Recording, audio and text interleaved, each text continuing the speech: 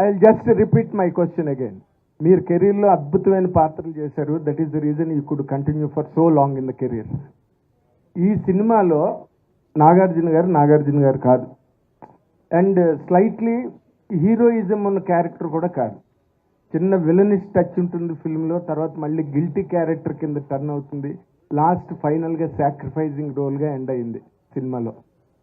మీరు ప్రధానంగా ఈ క్యారెక్టర్ని ఎంచుకోవడానికి కారణం ఏంటి? What is your personal experience as an actor has done n number of characters in the career? ప్రధానంగా ఈ క్యారెక్టర్ని ఎంచుకోవడానికి కారణం శేఖర్ కమలానే. ఆయనతో పనిచేయాలి, ఆయన మీద ఉన్న నమ్మకం. ఎందుకంటే ఆయన సినిమాలు అన్నీ చూశాను, almost everything I have seen. ఆయన క్యారెక్టర్స్ని ఎంత బాగా జస్టిఫై చేస్తారో తెలుసు. ఈ కథ విన్నగానే నాకు అనిపించింది నాది మెయిన్ క్యారెక్టర్ అని.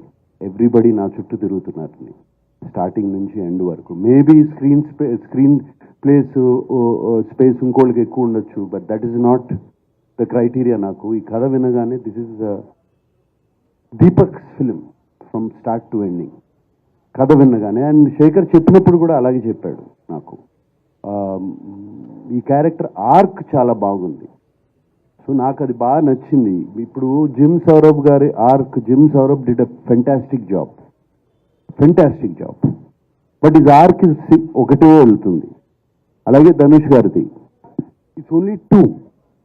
హోమ్లెస్, అక్కడ నుంచి ఎడ్యుకేట్ అవటం, మైండ్లో ఒక గిల్ట్ కాంప్లెక్స్ కానీ ఇది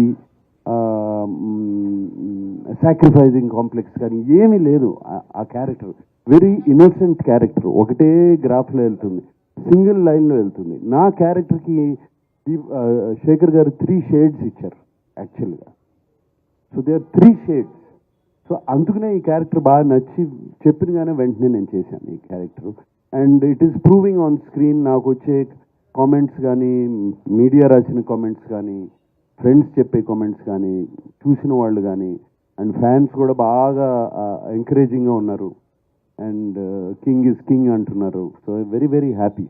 చైన్ కింగ్. అండ్ శేఖర్ గారు, మీరు ఈ సినిమాలోని ఇంత పెద్ద బడ్జెట్, ఇంత పెద్ద స్టేక్